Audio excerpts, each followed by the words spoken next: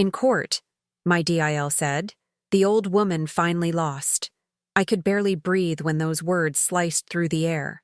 Right there, in the cold gray courtroom of downtown Chicago, surrounded by echoing whispers and the scent of legal papers, I felt years of silence and neglect crushing my chest like a vice. Today, I'm going to tell you something I never thought I would share. And if for even a second this feels familiar, I only ask that you like this video and subscribe. It will help me keep opening my heart. My name is Margaret, and at 73 years old, I thought I knew what heartbreak felt like. I was wrong. The kind of pain that comes from your own family treating you like a burden, like an inconvenience they wish would just disappear. That's a special kind of agony that settles deep in your bones and stays there. Every morning for the past decade felt like a marathon with no finish line.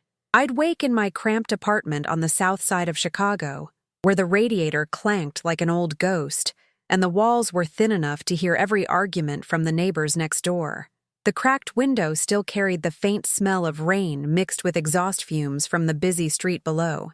That window became my portal to a world that seemed to move on without me. I would shuffle through my morning routine, instant coffee because the good stuff was too expensive, toast with margarine instead of butter, checking my phone with the desperate hope of a message, a call, any sign that I mattered to someone. But those notifications never came.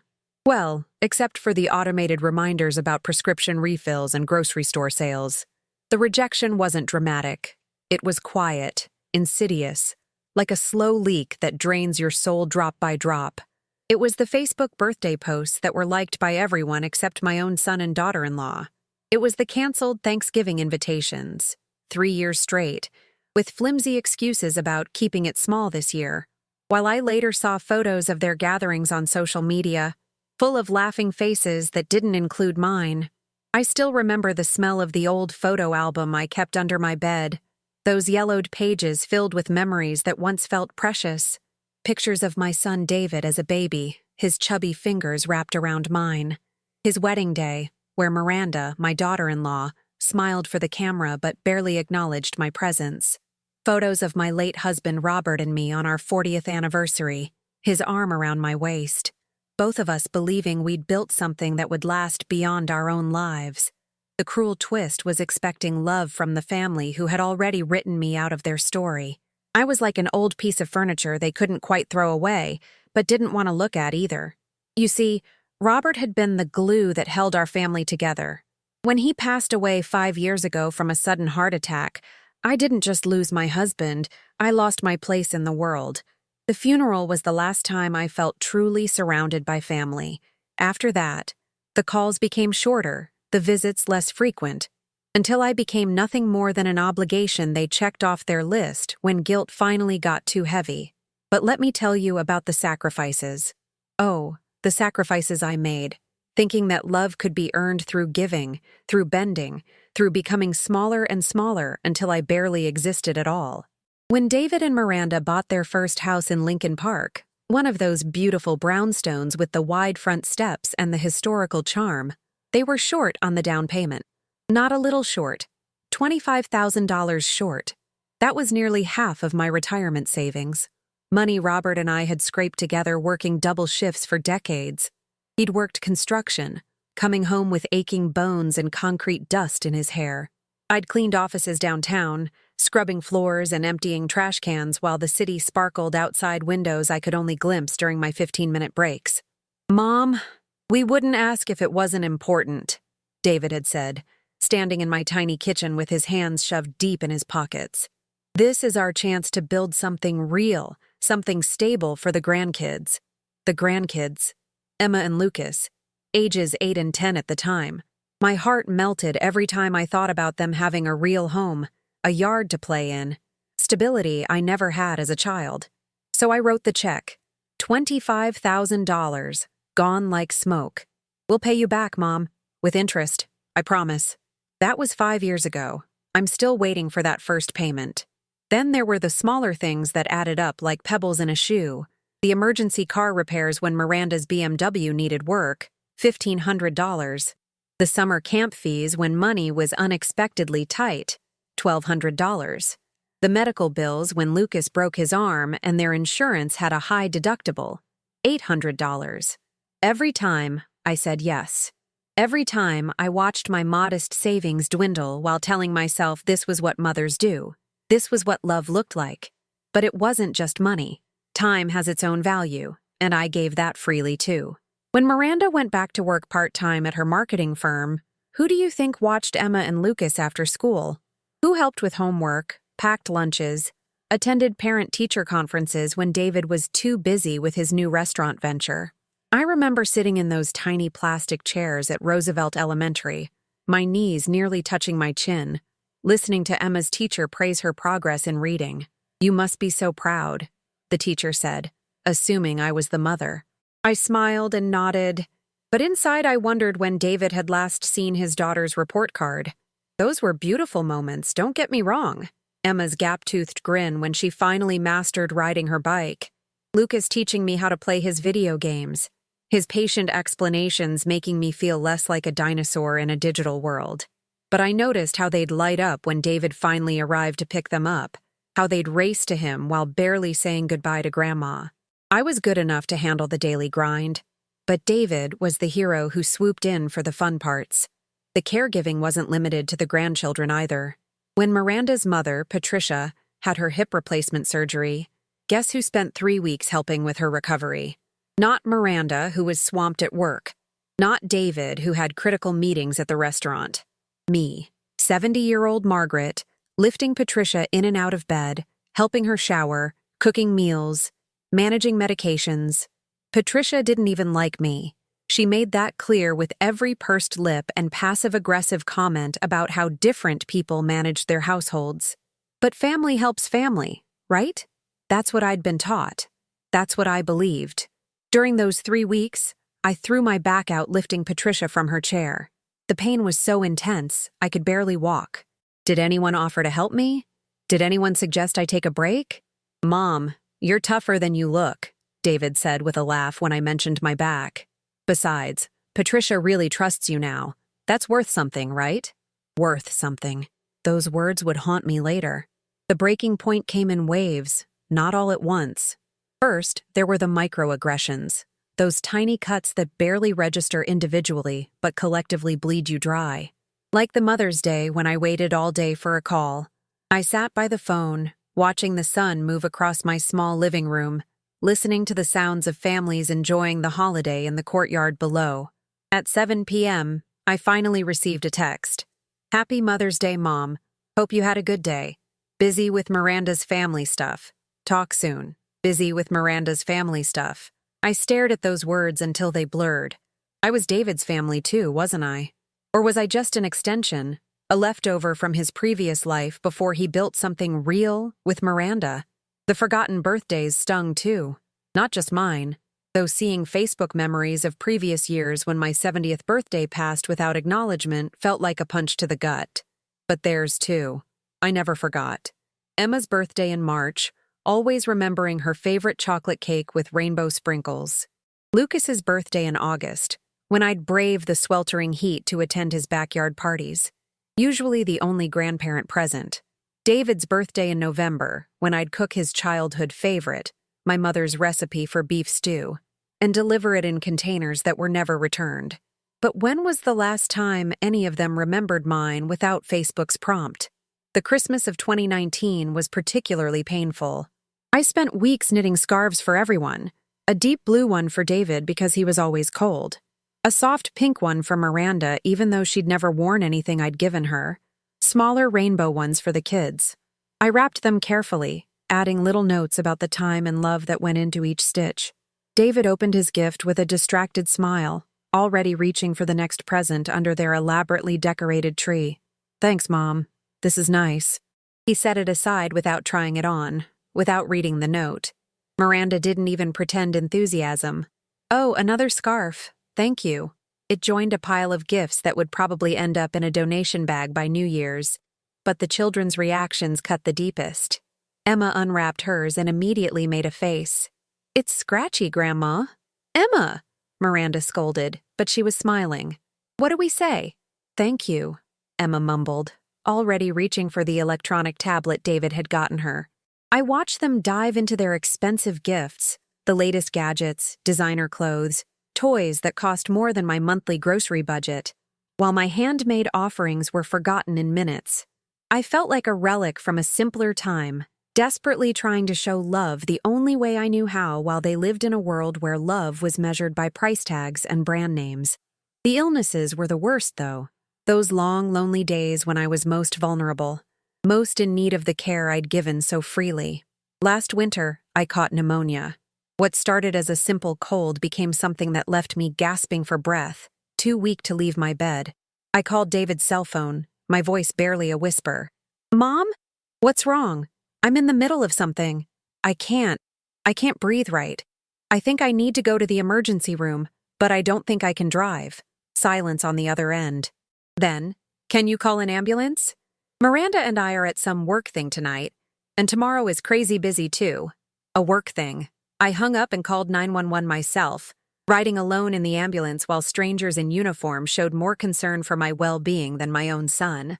I spent 3 days in the hospital. 3 days of IV drips and oxygen masks and nurses checking on me every few hours. 3 days of staring at my phone, hoping for a call, a text, a sign that someone cared whether I lived or died. David visited once, for 20 minutes, bringing Miranda and the kids who clearly didn't want to be there. Emma kept asking when they could leave. Lucas was glued to his phone. Miranda stood by the window looking uncomfortable, probably worried about catching something. "You look better, Mom," David said, patting my hand briefly. "The doctor says you'll be fine, right?" That's great news. They left with promises to check in soon that never materialized.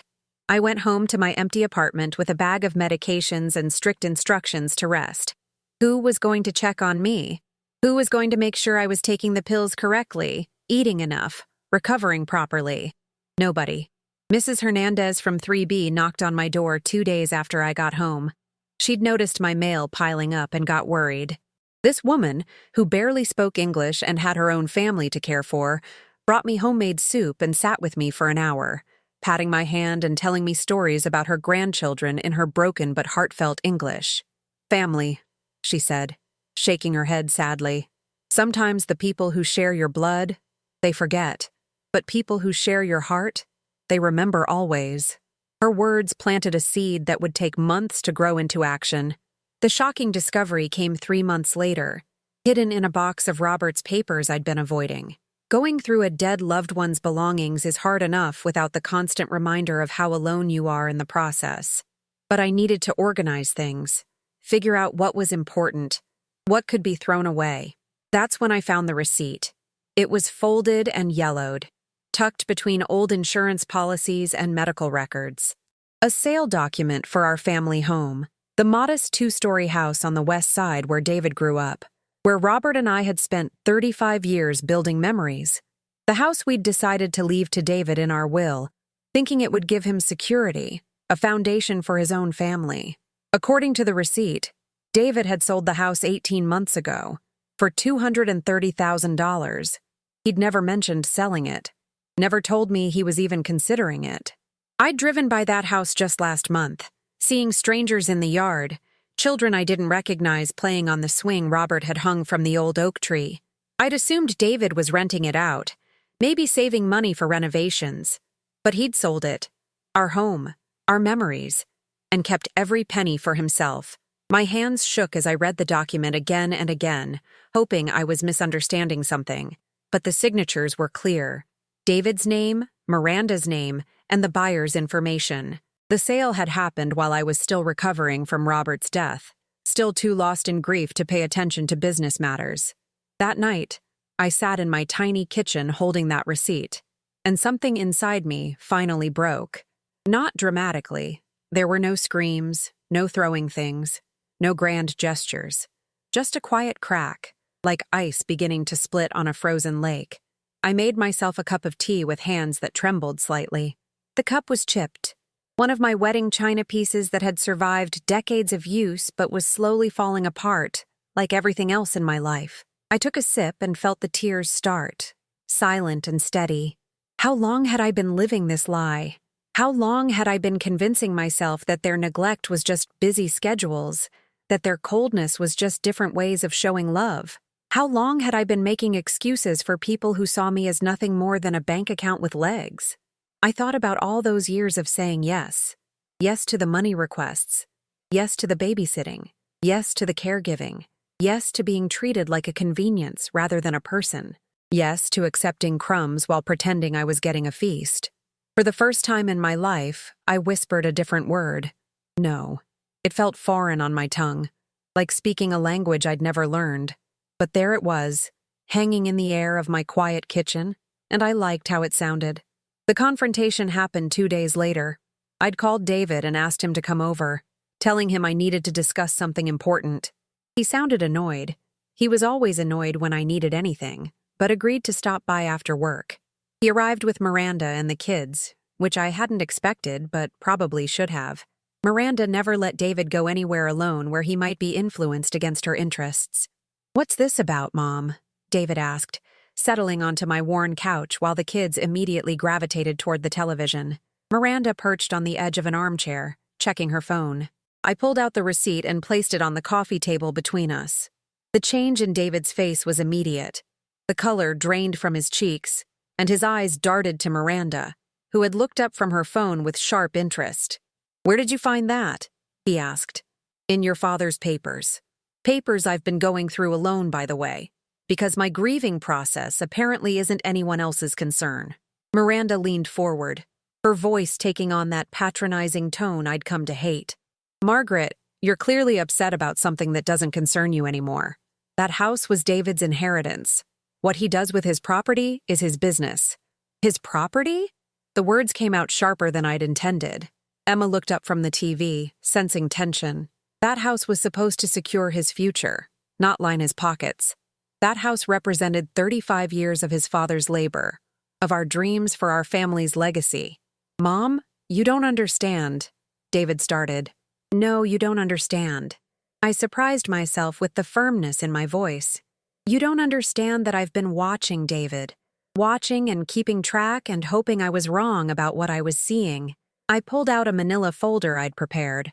Copies of every check I'd written, every bill I'd paid, every time I'd given without receiving, the $25,000 for their house down payment, the thousands in emergency loans, the receipts for clothes I'd bought the grandchildren, gifts that were opened with indifference and forgotten. "This," I said, spreading the papers across the table, "is documentation of over $40,000 I've given to your family in the past 5 years. $40,000 from a woman living on Social Security and a small pension, not including the free childcare, the elder care for Miranda's mother, the countless hours of labor you've taken for granted." Miranda's face had shifted from patronizing to calculating. "Those were gifts, Margaret. You can't just demand gifts back because you're feeling emotional." "Emotional?" The word tasted bitter. "Is that what you call it when someone realizes they've been used?" David was staring at the papers, and I could see something in his face. Shame, maybe, or recognition. For just a moment, I thought I glimpsed the little boy who used to crawl into my lap when he had nightmares. "Mom, I didn't realize you were keeping track of everything. I wasn't keeping track for ammunition, David. I was keeping track because I thought someday we'd look back and laugh about how tight money was in those early years. I thought someday you'd tell your children about how Grandma helped you get started. How family takes care of family." Tears were threatening, but I pushed through. "Instead, I find out you sold your inheritance, our family home, without even telling me. While I've been struggling to afford my medications, you've been sitting on hundreds of thousands of dollars." Miranda stood up abruptly. "Come on, kids, we're leaving." "No." The word surprised all of us, including me. "The children can go play in the bedroom if this conversation makes you uncomfortable, Miranda. But you don't get to run away from this." Something in my tone must have convinced her, because she sat back down, though she looked like a cat ready to bolt. "I want to know where we stand," I continued. "I want to know if I'm your mother or your ATM. I want to know if my grandchildren think of me as family or just the old lady who hands out money and free babysitting." David's voice was quiet. "Mom, you're being dramatic." "Am I?" When was the last time any of you called just to see how I was doing? Not to ask for something, not because you needed childcare, not because you had guilt-motivated duty visits scheduled. When did any of you last treat me like a person whose feelings matter? The silence stretched so long, I could hear the upstairs neighbor's television bleeding through the ceiling. Finally, Emma's voice piped up from where she'd been pretending not to listen. "Grandma, are you mad at us?" My heart broke all over again. These children didn't understand the adult dynamics, didn't know they were being used as emotional leverage. They just knew their grandmother seemed upset, and in their innocent way, they were worried. "No, sweetheart," I said, walking over to kneel beside her. "I'm not mad at you. I love you and Lucas more than you could ever know." "Then why does Mommy say you're difficult?" The words hit like a physical blow. I looked up at Miranda, who had the grace to look uncomfortable. "What else does Mommy say about me, Emma?" David shot a warning look at his daughter, but she was too young to understand the undercurrents. "She says you get too sad about Grandpa and that makes you want attention all the time. She says that's why you always want us to visit." I stood slowly, my knees protesting, and looked at Miranda with new clarity. "I see," I said quietly. "So I'm not just an ATM. I'm also the problem. The needy old woman who wants too much attention from her own family." Miranda lifted her chin defiantly. "You have to admit, Margaret, you do tend to make everything about your grief. It's been 5 years. At some point, people need to move on." Move on? As if love had an expiration date. As if missing your life partner was some sort of character flaw that could be corrected with enough willpower. "You're right," I said, and everyone looked surprised. "I do need to move on.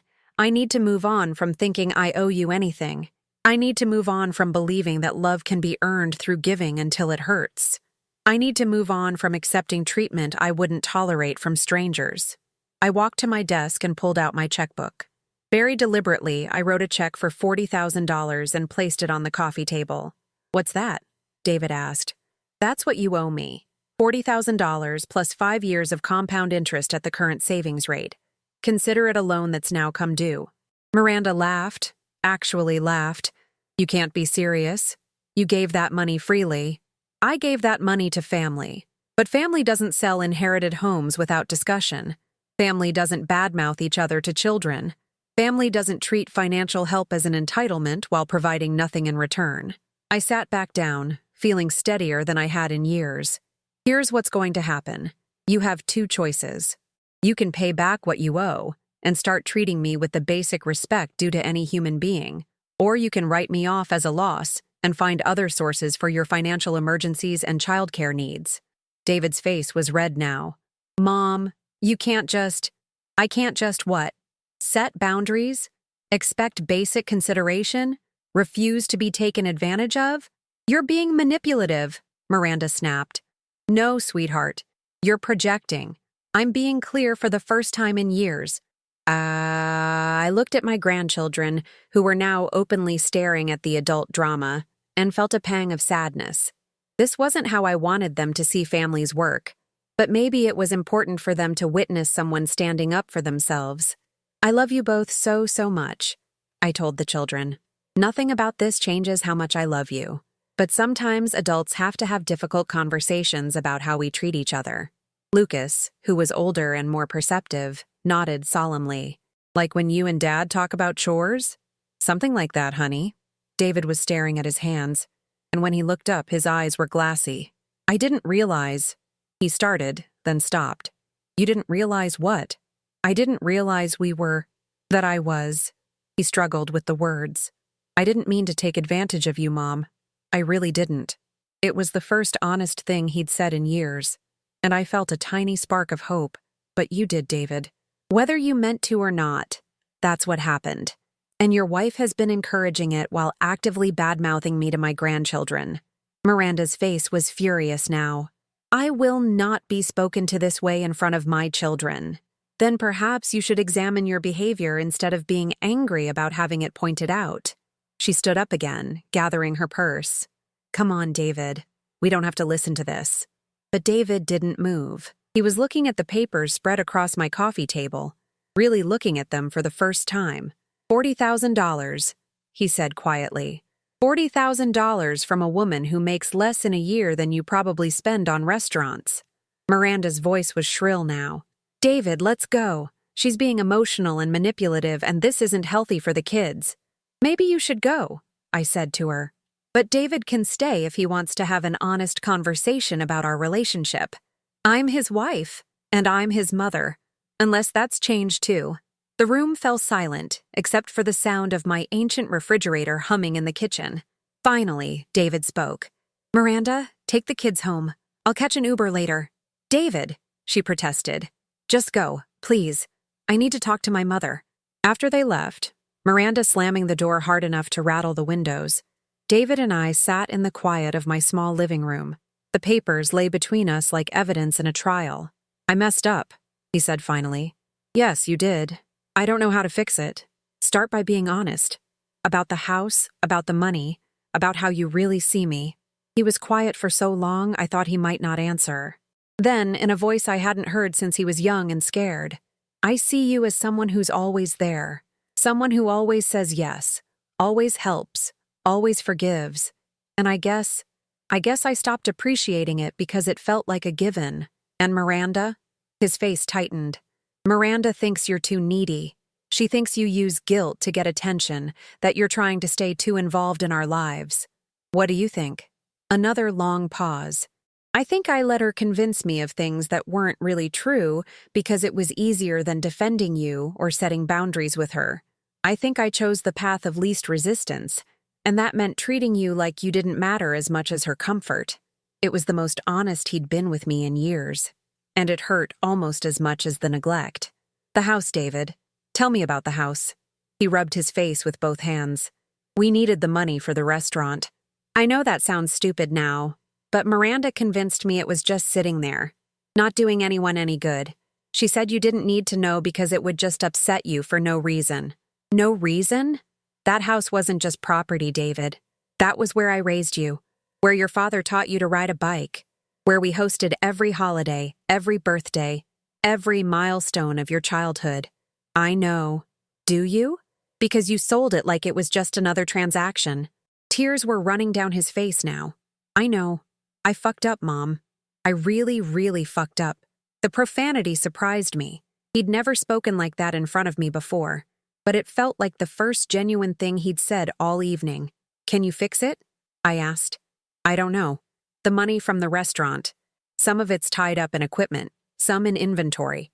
I probably have about 15,000 liquid. I'm not just talking about money, David. He looked up at me, and for a moment I saw the young man who used to call me every Sunday just to chat, who used to bring me flowers on Mother's Day, who used to hug me like he meant it. I don't know if Miranda will change, he said quietly. I'm not asking Miranda to change. I'm asking what you're willing to do to rebuild a relationship with your mother. The conversation continued for another hour. David promised to pay back what he could afford, $500 a month until the debt was cleared. He promised to talk to Miranda about her comments to the children. He promised to include me in family decisions that affected family property or heirlooms. Were they empty promises? Time would tell. But it was a start. Over the following weeks, I waited to see if David would follow through. The first payment arrived on schedule, along with a handwritten note apologizing again and promising to do better. The second payment came with photos the kids had drawn for me, stick figures labeled Grandma, surrounded by hearts. But Miranda was another story entirely. If anything, she seemed to double down on her resentment. The children's visits became less frequent. When they did come, Miranda would drop them off with barely a word and pick them up the same way. Emma mentioned that Mommy said I was going through a phase, and they should just be patient with me. A phase. As if standing up for yourself was some kind of temporary mental illness. 3 months later, David called with news that would set everything in motion toward the ultimate confrontation. Mom, Miranda wants to challenge Dad's will. I felt my blood turn cold. What do you mean, challenge it? She says the will isn't fair, that Dad left you too much and us too little. She wants to contest it legally. Robert's will had been straightforward. The house went to David, which they'd already sold without discussing it with me. His life insurance, about $50,000, was split between David and me. His pension benefits continued to me as his survivor. The rest of our modest assets, savings, household belongings, the car, came to me. It wasn't a fortune by any means. Just the basic security of a working-class couple who'd planned for one spouse to survive the other. David, your father's will gave you the most valuable asset we owned. What more does Miranda think you deserve? Everything, he said quietly. She thinks surviving spouses shouldn't inherit anything that could go to children instead. She says it's not fair for one generation to hoard resources while the next generation struggles. I felt like I'd been slapped. Hoard resources? David, I live in a studio apartment and buy generic groceries. What exactly am I hoarding? The insurance money. She thinks that should have come to us since we have kids to raise and you don't. The cruelty of it took my breath away. Suggesting that because I was childless now, because my child was an adult, I had no right to financial security in my old age. And what do you think, David?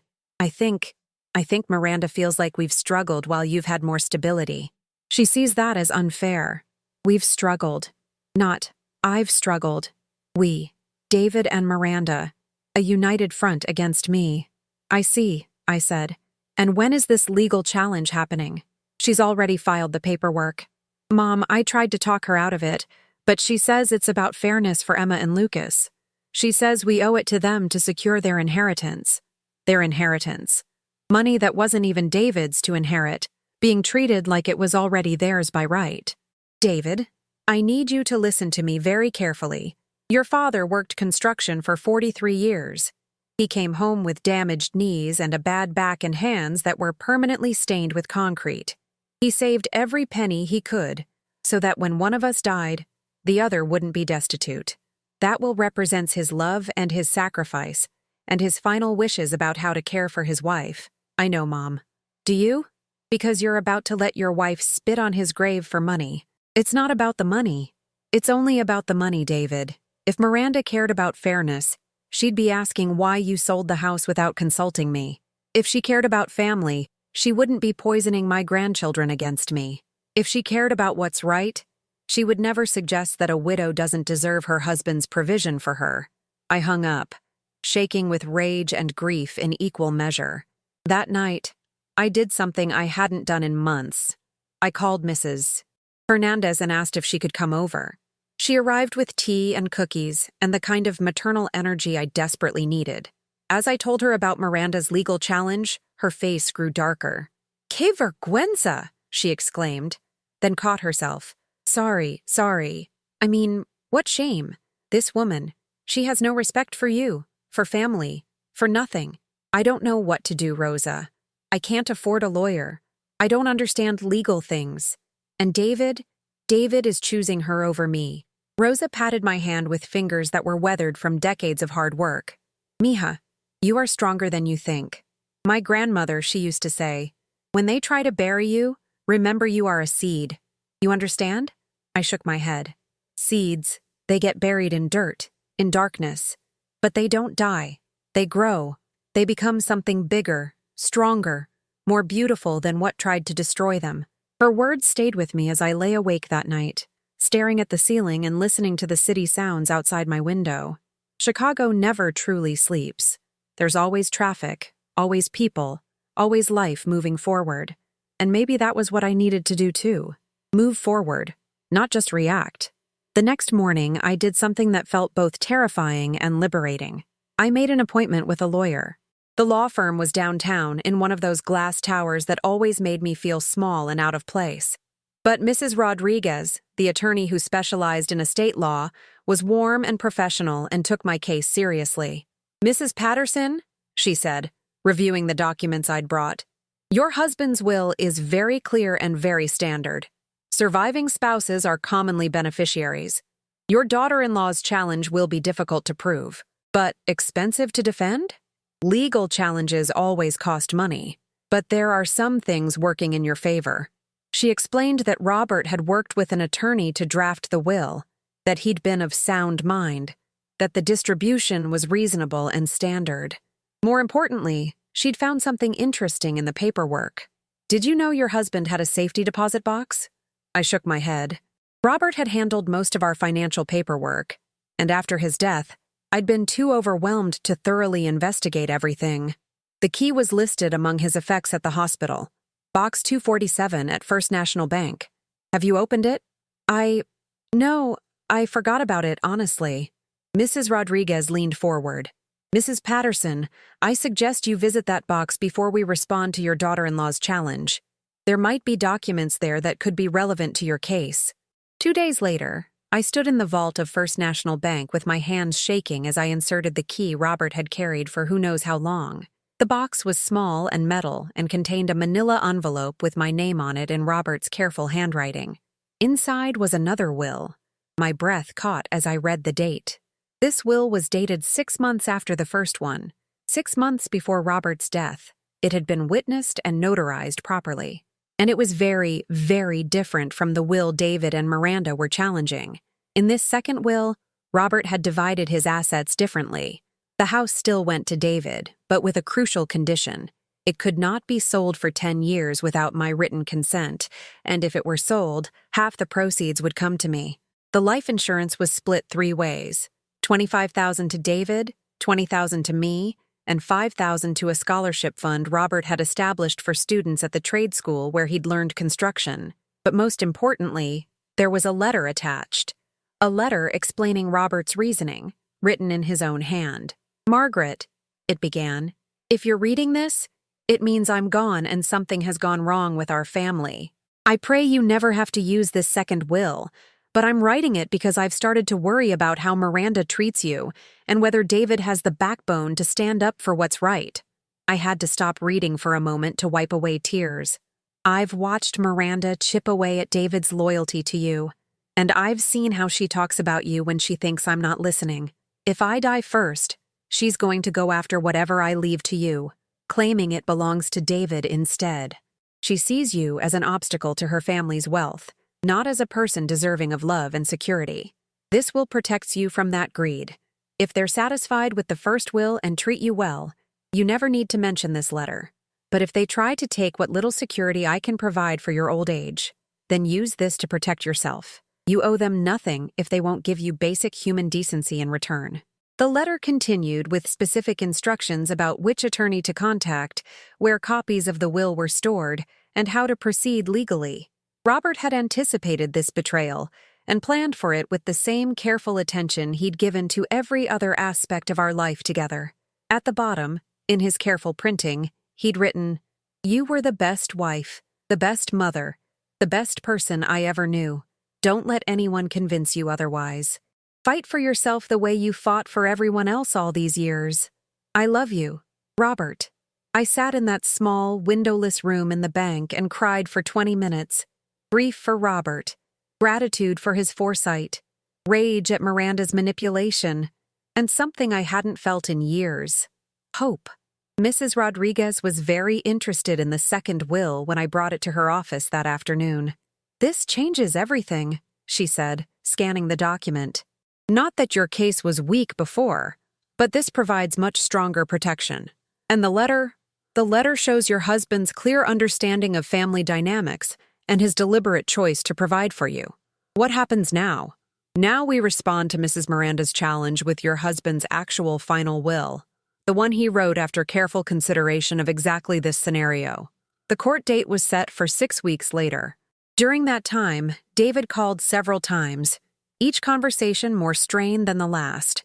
Miranda had convinced him that I was being vindictive, that I was using lawyer tricks to steal from their children's future. She'd apparently told the kids that Grandma was trying to take money away from them, which broke my heart, but didn't surprise me. "Mom, can't we just settle this without court?" David asked during one particularly difficult call. "Miranda says she'll drop the challenge if you agree to split the insurance money 50-50. David, that's not how your father wanted his money distributed, and it's not about the money anyway. Then what is it about? It's about respect. It's about treating me like a human being instead of an obstacle to your financial plans. It's about Miranda not lying to my grandchildren about my motives. She's not lying. She told Emma I was trying to steal from them. Emma repeated that to me last week when you brought them for their visit. She asked me why I wanted to take their college money away." Silence on his end. "David, your father saw this coming. That's why he wrote a second will, He knew Miranda would go after whatever he left to me, and he planned for it. A second will? What are you talking about? I told him about the safety deposit box, about Robert's letter, about the protections his father had put in place specifically because he'd observed Miranda's behavior and David's inability to stand up to her. Dad wrote that about Miranda? He wrote it about both of you, David. About her greed and your weakness.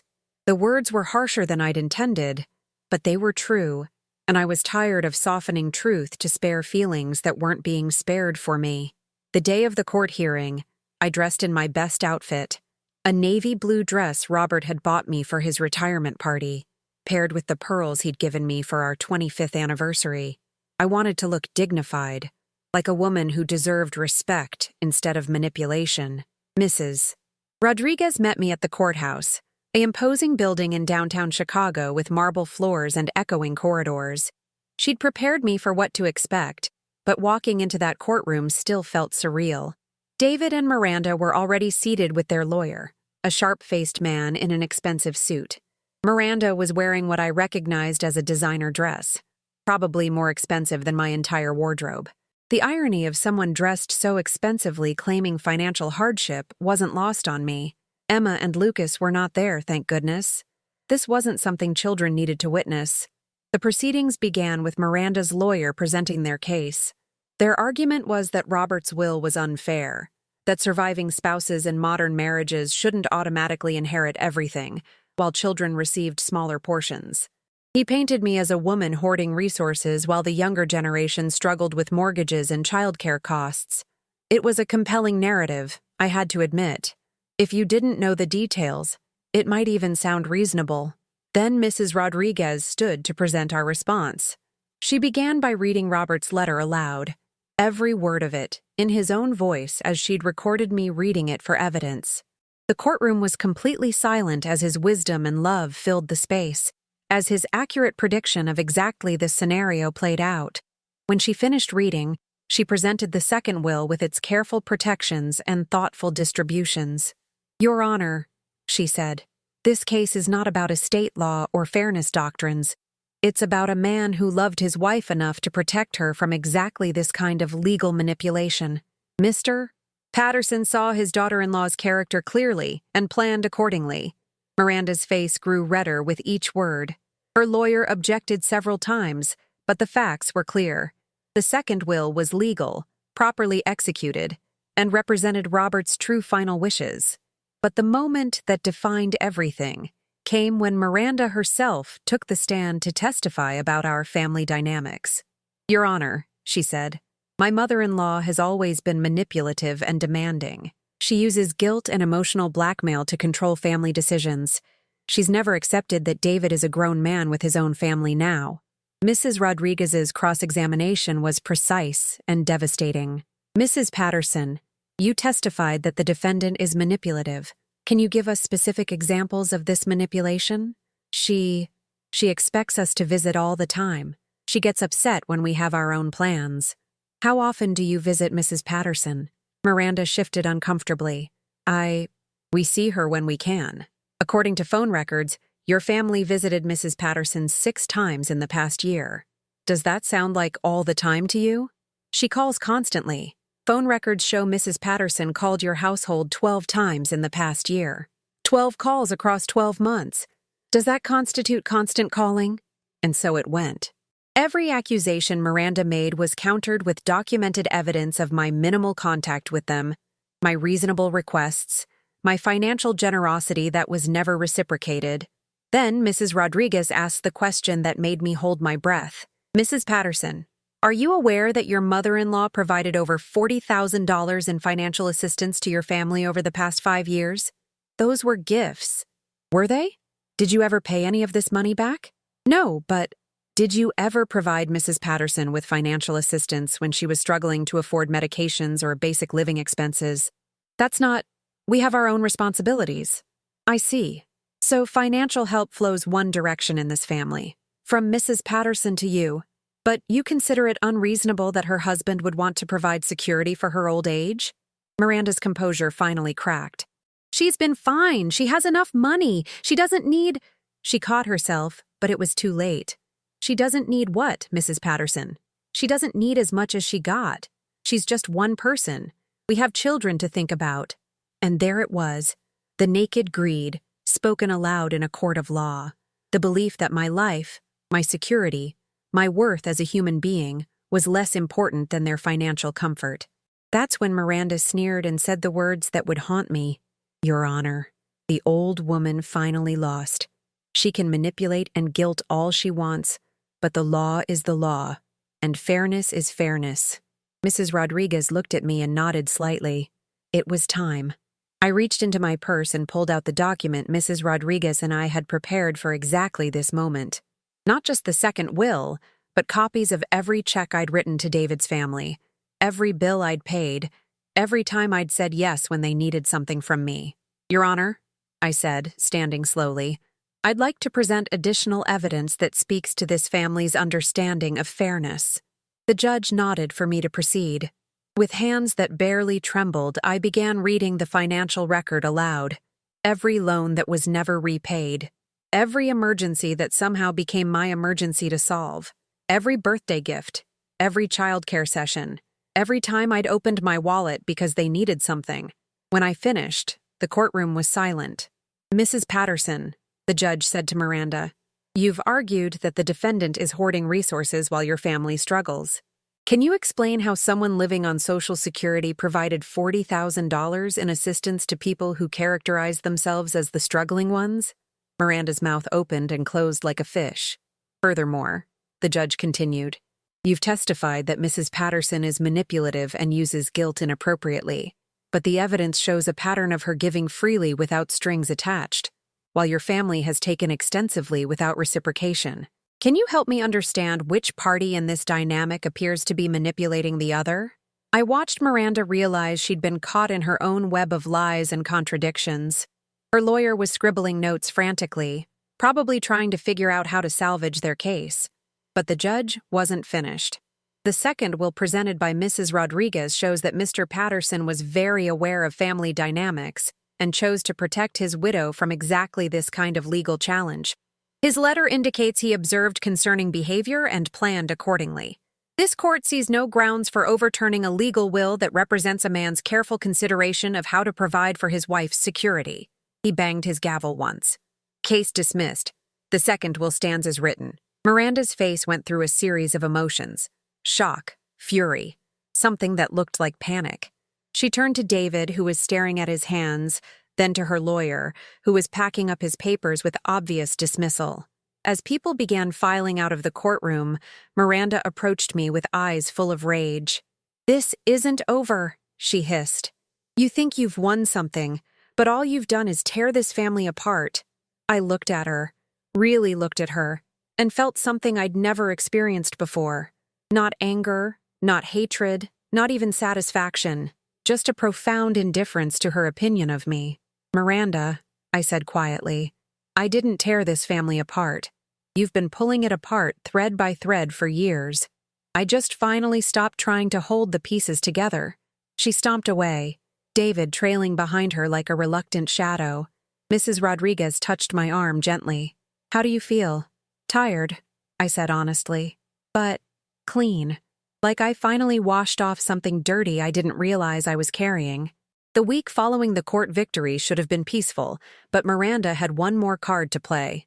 I discovered it when Mrs. Hernandez knocked on my door with a newspaper in her hands and worry creased across her face. Mija, she said, you need to see this. The headline in the Chicago Tribune's local section read, Elderly woman uses legal tricks to steal children's inheritance. The article, which had clearly been written based on information provided by Miranda, painted me as a calculating manipulator who used technicalities to deprive her grandchildren of their rightful inheritance. It mentioned my bitter court battle against my own family and quoted sources close to the family, saying I'd been estranged from my son due to increasingly erratic and demanding behavior. The piece made no mention of the financial support I'd provided. No mention of the childcare or elder care. No mention of Robert's carefully considered reasoning for his will. Just a sensational story about a greedy old woman fighting her poor struggling children in court. My phone started ringing within an hour. Some calls were supportive. neighbors and friends who knew the real story, but others were cruel. Anonymous voices telling me I should be ashamed, that I was selfish, that I was a disgrace to mothers everywhere. I stared at that newspaper until the words blurred, feeling something I'd never experienced before. Complete public humiliation orchestrated by my own family. But you know what? I didn't crumble. I called Mrs. Rodriguez, who advised me that while the article was misleading, I'd have a difficult time proving libel since it didn't name me directly. I could issue a public response, but that might just prolong the media attention. Instead, I did something that surprised everyone, including myself. I wrote a letter to the editor. "Dear editor," I began, "I am the elderly woman referenced in your recent article about inheritance disputes. While I respect that every story has multiple perspectives, I'd like to offer some context your readers might find illuminating." I laid out the facts simply and without drama. The $40,000 in financial support I'd provided, the free childcare and elder care, the house sale that happened without my knowledge, Robert's recognition that protection might be needed, and his careful planning to provide it. I'm not writing this for vindication, I concluded, but because other elderly readers might recognize themselves in this story. To them I want to say, you owe no one your dignity. Love that demands you diminish yourself isn't love at all.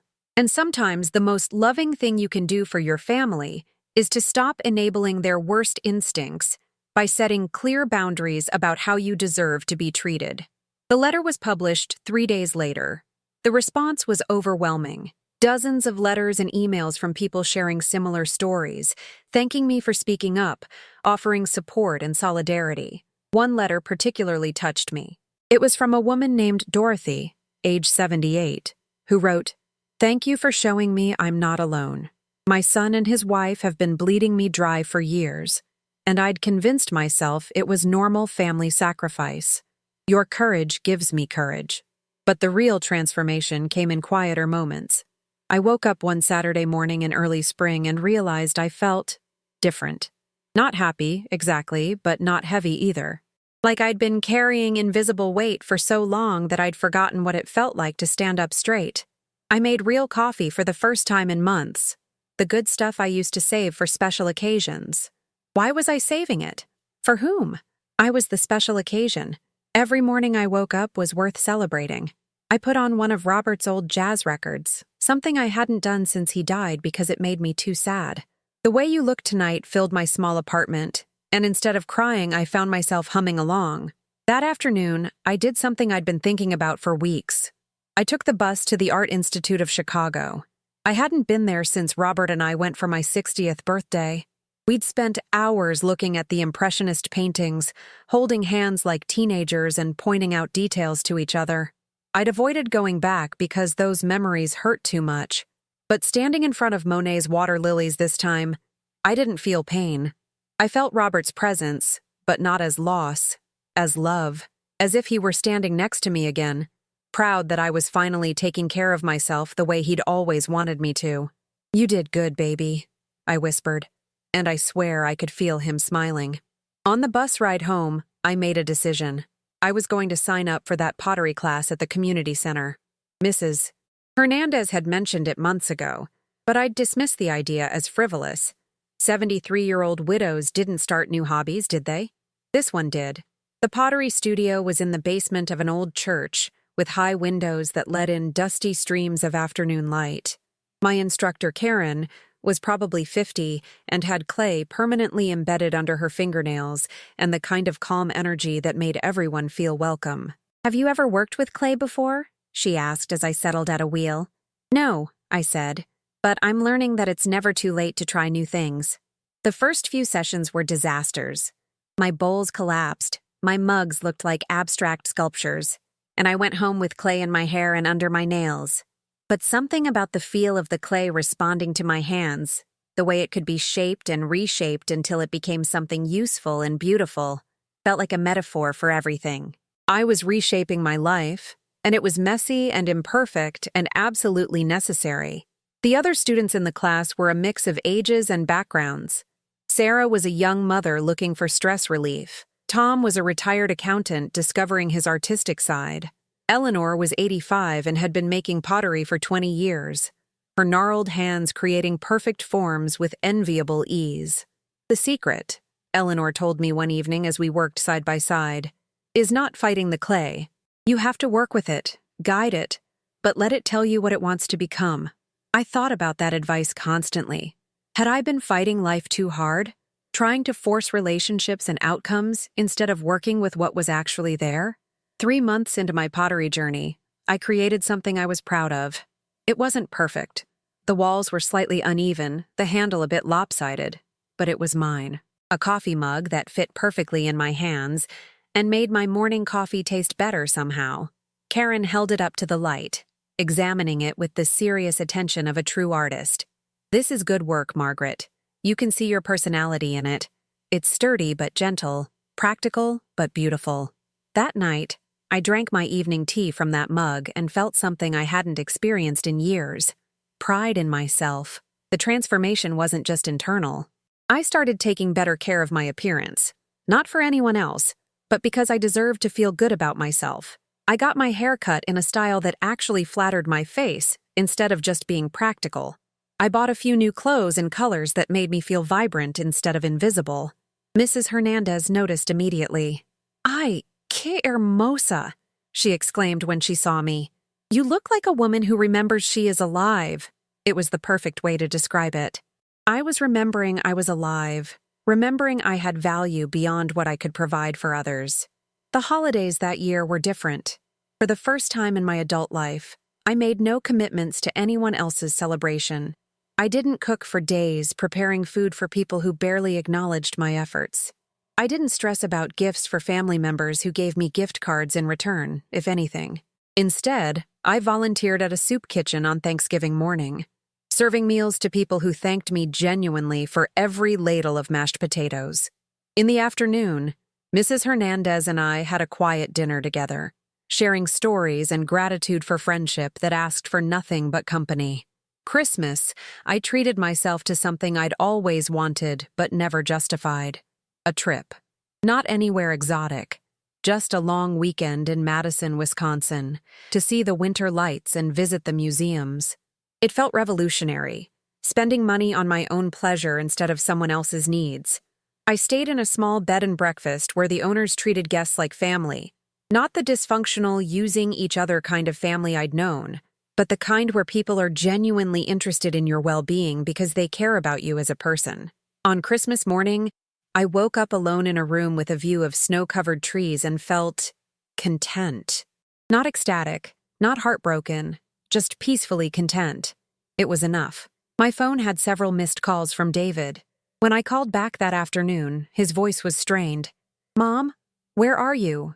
We stopped by your apartment and Mrs. Hernandez said you were traveling." "I'm in Madison, taking a little holiday for myself." "By yourself?" "Yes, David, by myself. It's quite nice, actually. But it's Christmas." "Yes, it is. And I'm spending it exactly how I want to, with no drama and no obligations and no one telling me I'm doing it wrong." There was silence on his end. Miranda thought maybe you'd want to come over for dinner. She made a ham. The offer surprised me, though I noticed it came from Miranda, not from David himself. That's thoughtful. But I have plans.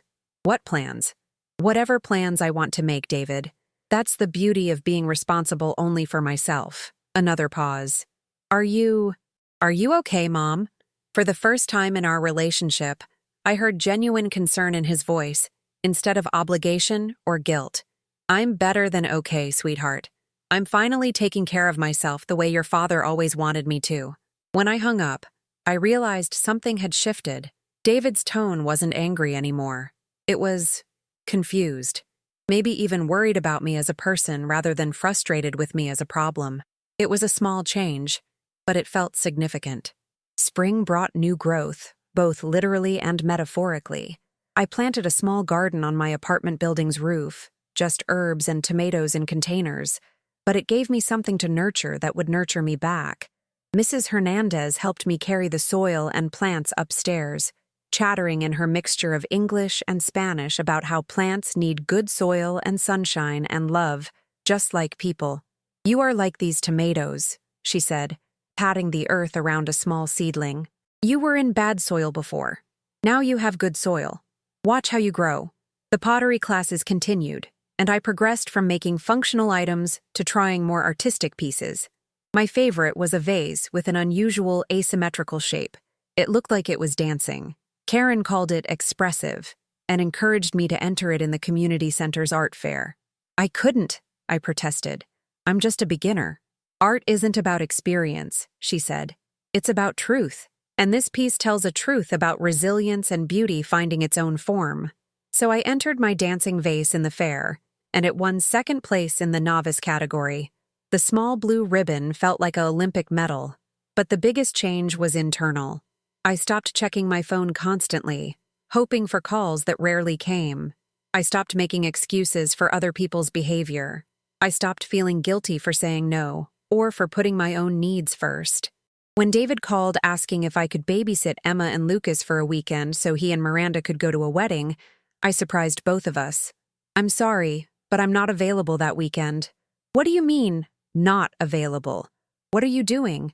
I'm taking a pottery workshop in Milwaukee. It's been planned for weeks. Mom, this is important. It's Miranda's college roommate's wedding. And my workshop is important to me, David. Can't you reschedule? Can you hire a babysitter like other parents do when family isn't available? The question hung in the air between us.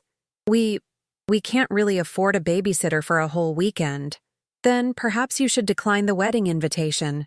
That's what responsible adults do when childcare logistics don't work out. It was a conversation I never could have had a year before. Not because I was being mean, but because I was finally treating my time and commitments as having the same value as theirs.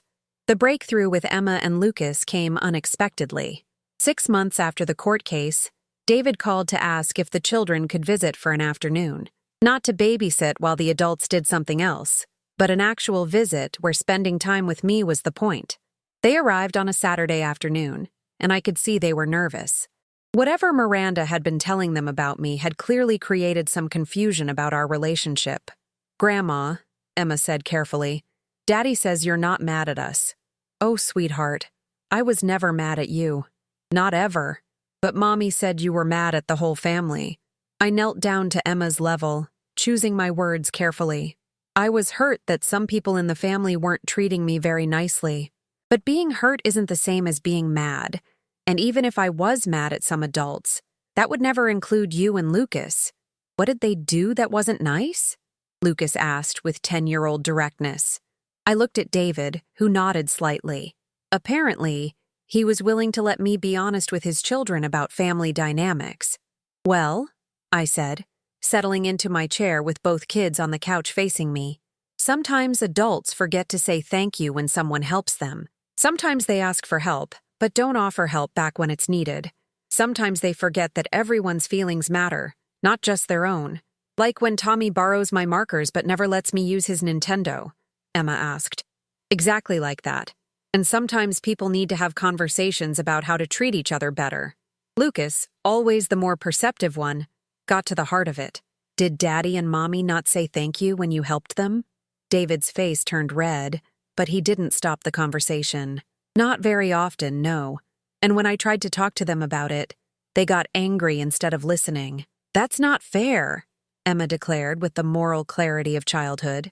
No, it wasn't fair. But now we're all learning how to be better at treating each other with kindness. The afternoon transformed from awkward to genuinely pleasant. I showed them my pottery projects, and they were fascinated by the process of turning clay into useful objects. Emma tried the potter's wheel with disastrous but hilarious results. Lucas was more interested in the glazes and colors. When David came to pick them up, both kids hugged me tightly. Can we come back next week? Emma asked. If Daddy says yes and you want to, I would love that. After they left, David lingered in my doorway. Thank you, he said quietly, for not making them choose sides, or making them feel guilty about loving their mother. David, they're children. Whatever problems exist between adults should never become burdens for children to carry. He nodded, his eyes bright with unshed tears. I know I haven't. I know I messed up, Mom. I'm trying to do better. I can see that. Miranda she's having a hard time adjusting to how things are now. I waited, not offering to make it easier for him. She's angry about the court thing. about the newspaper thing, about feeling like the family is judging her. How do you feel about it, David? He was quiet for a long time. I feel like I let my wife convince me that my mother didn't matter as much as she does, and I feel ashamed about that. It was the most honest thing he'd said to me in years. Shame can be useful if it leads to change, I said gently, but it's destructive if it just becomes another reason to avoid doing better. I want to do better. I don't know if Miranda does, but I do. That conversation marked the real beginning of rebuilding our relationship. Not the money payments, not the legal resolution, but David finally acknowledging the truth about what had happened and taking responsibility for his part in it. The visits with the grandchildren became regular. Every other Saturday, they'd spend the afternoon with me, sometimes working on pottery projects, sometimes just talking about their lives and interests. I learned that Emma loved graphic novels and was teaching herself to draw manga characters. Lucas was fascinated by astronomy and could name every planet and major moon in the solar system. They were remarkable children, and I mourned all the time I'd missed really getting to know them while I was busy trying to earn their parents' approval. Miranda never came with them. According to David, she was processing everything that had happened and needed space from me to do that. I respected her need for space and didn't push for contact, but I also didn't pretend to miss her presence. The second summer after the court case, I did something that felt monumental. I planned a real vacation. Not a weekend trip, not a pottery workshop, but a 2-week journey to Ireland. Something Robert and I had always talked about doing, but never made happen. I used part of the life insurance money for the trip, money that was specifically meant to help me live well in his absence. The planning felt almost rebellious. Researching flights and hotels, ordering guidebooks, shopping for appropriate clothes. Mrs. Hernandez was so excited she helped me practice useful phrases in English with an Irish accent, which made us both laugh until we cried. "You are becoming who you were always supposed to be," she told me as we looked at photos of Irish castles and countryside. Not someone's mother, not someone's helper, just Margaret, just yourself. David's reaction to my travel plans was telling. Ireland? Mom, that seems like a lot of travel for someone your age. Someone my age? David, I'm 74, not 94, and I'm in excellent health. But traveling alone? I've been living alone for years. Traveling alone doesn't seem much different. What if something happens? What if something happens while I'm sitting in Chicago? David, your concern is touching, but I'm not asking your permission. I'm sharing my plans because I thought you'd be interested. The trip exceeded every expectation. Ireland was green and ancient, and full of people who seemed genuinely delighted to meet an American grandmother traveling by herself. I stayed in small bed and breakfasts where the owners would sit with me at breakfast, sharing local history and recommendations. In Dublin, I took a literary walking tour and learned about writers who'd found their voices late in life. In the countryside, I visited tiny villages where elderly women invited me for tea and shared stories about their own adventures. One afternoon, sitting on a cliff overlooking the Atlantic Ocean, I called Robert's grave on my cell phone and left a voicemail I knew no one would hear. "Baby, you should see this ocean. It's so vast and beautiful, and I'm sitting here alone, but not lonely. I think you'd be proud of me. I think you'd say I finally learned the lesson you were trying to teach me all those years, that I'm worth taking care of." I returned from Ireland with hundreds of photos, dozens of stories, and a confidence I'd never possessed before. I'd navigated foreign airports, figured out currency exchange, made friends with strangers, and proven to myself that I was capable of more than I'd ever imagined. Mrs. Hernandez said I looked like a different person. Not different, I corrected. Just more myself than I've ever been. The most unexpected change came in how I related to my own history. The photos I'd hidden away under my bed, all those memories that had felt like failures or losses, began to look different. There was 5-year-old David on his first day of school, clinging to my hand. I'd been a good mother that day. I'd been patient and encouraging and loving. There was teenage David after his high school graduation, his arm around my shoulders as we posed for pictures. I'd supported him through every school project, every teenage drama, every milestone. I'd been present and invested and proud. There was young adult David on his wedding day, looking nervous but happy. I'd welcomed Miranda into the family with open arms, despite my private reservations. I'd tried to build a relationship with her, tried to be the mother-in-law I would have wanted. The problem hadn't been my mothering.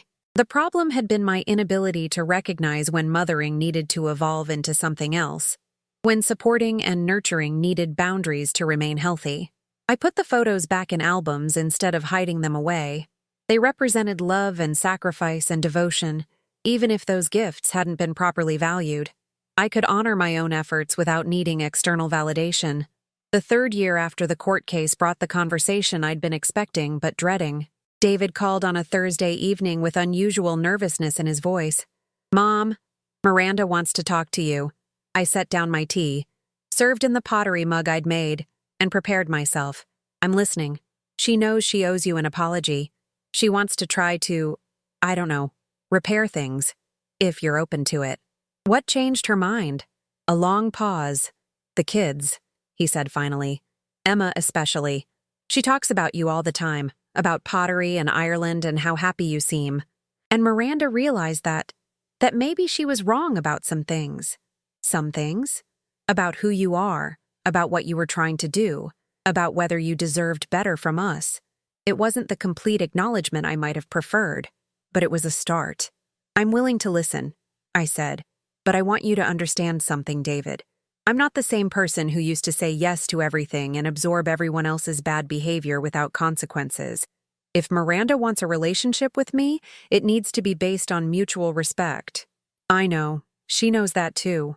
The meeting took place the following Saturday at a neutral location, a coffee shop downtown that Miranda had suggested. She was already seated when I arrived, looking smaller somehow than I remembered. Less formidable. "Margaret," she said, standing awkwardly as I approached. "Miranda." We sat across from each other like negotiators at a treaty signing, both careful and unsure. "I wanted to apologize," she began, her voice stiff but sincere. "I haven't treated you well, and I know that." I waited, letting her set the pace of the conversation.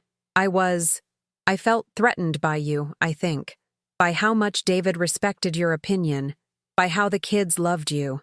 I thought if I made you smaller in their lives, I'd somehow be bigger. It was more honest than I'd expected. And I was wrong about the money stuff. David showed me all the records of what you've given us over the years, and I realized we've been taking advantage of your generosity without acknowledging it or reciprocating. "What do you want from me now, Miranda?" She looked surprised by the directness of the question. I'd like for us to try to have a decent relationship, for the kids' sake, but also because I think you're a good person who deserved better from me." "That's true," I said simply. "I did deserve better." She nodded, tears starting in her eyes.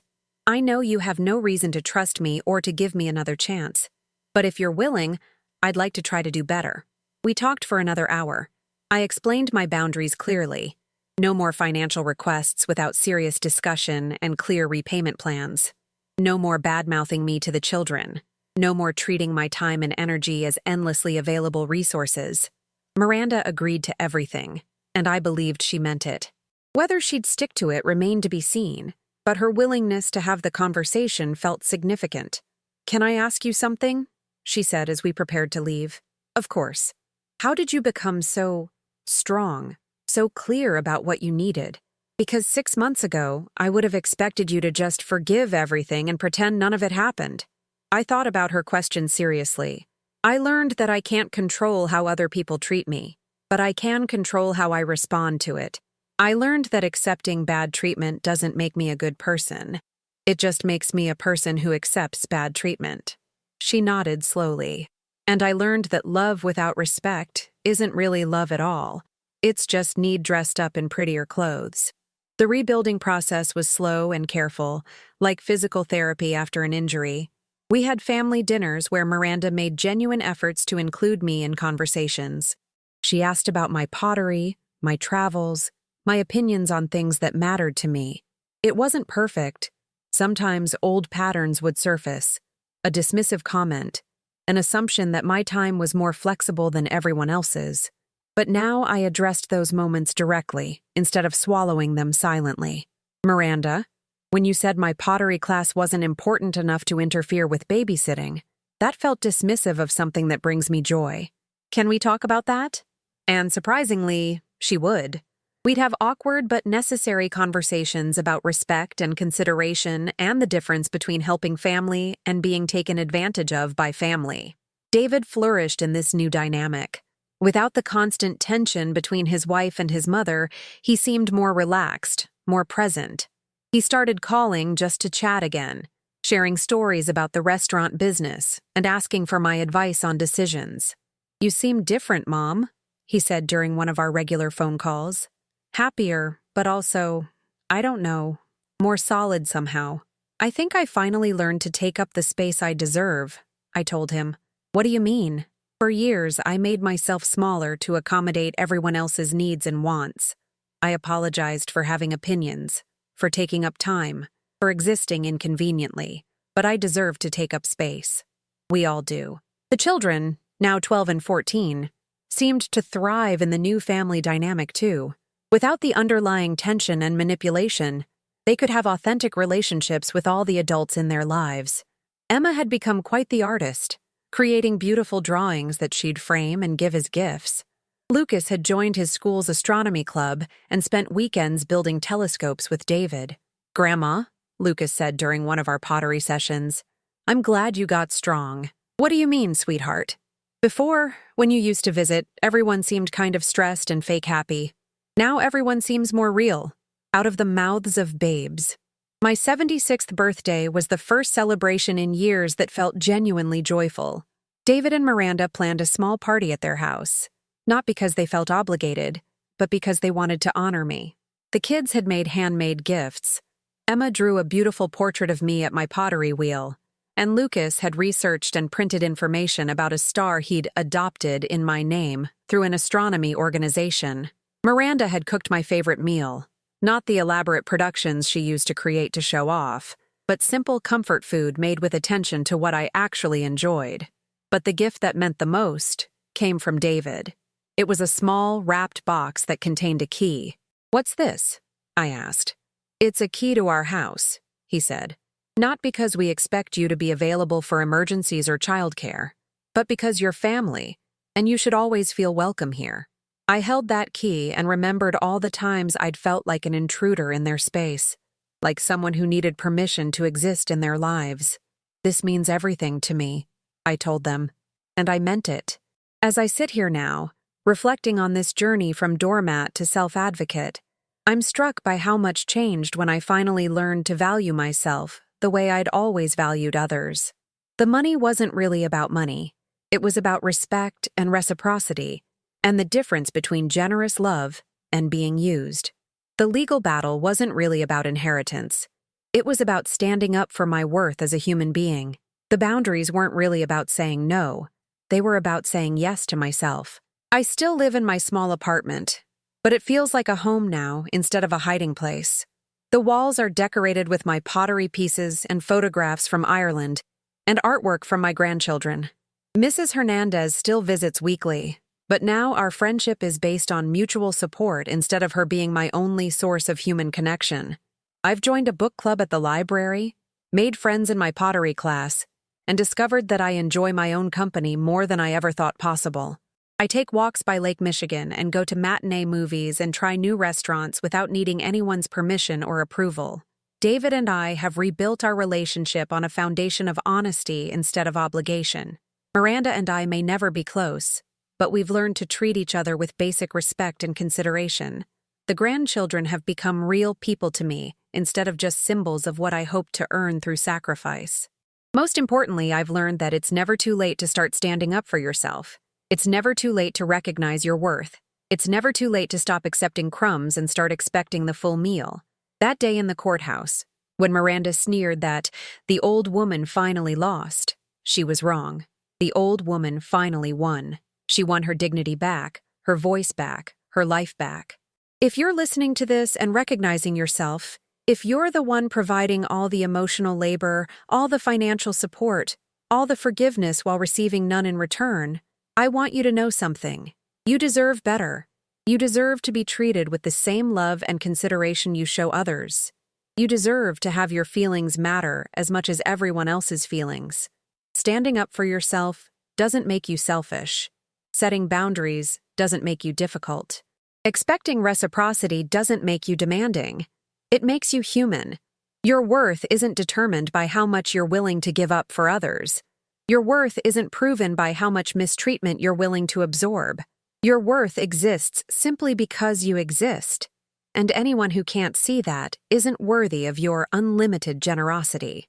I think about Robert's letter often, especially his words about fighting for myself the way I'd fought for everyone else. It took me 73 years to learn that lesson, but I'm grateful I learned it at all. The sunset from my small balcony is beautiful tonight. I'm sitting here with a glass of wine, watching the city lights twinkle below, and I feel something I never expected to feel again: excitement about the future. There's a pottery exhibition opportunity coming up that I'm considering. There's talk in my book club about organizing a trip to literary sites in England. Mrs. Hernandez wants to teach me to make her grandmother's tamales. The grandchildren are planning to help me start a herb garden on the roof. I don't know what's next, but for the first time in decades, I know it will be my choice. And that makes all the difference in the world. Have you ever lived through something like this? Have you ever been in a relationship where you gave everything and received nothing in return? Have you ever been made to feel like standing up for yourself makes you the problem? Share your story in the comments below. Your experience matters, and someone else might need to hear that they're not alone in feeling this way. And if this story touched you, if it helped you see your own situation more clearly, please like this video and subscribe to my channel. Your support helps me continue sharing these deeply personal stories, and it ensures that other people who need to hear these messages will find them. Remember, you are worth fighting for, especially by yourself.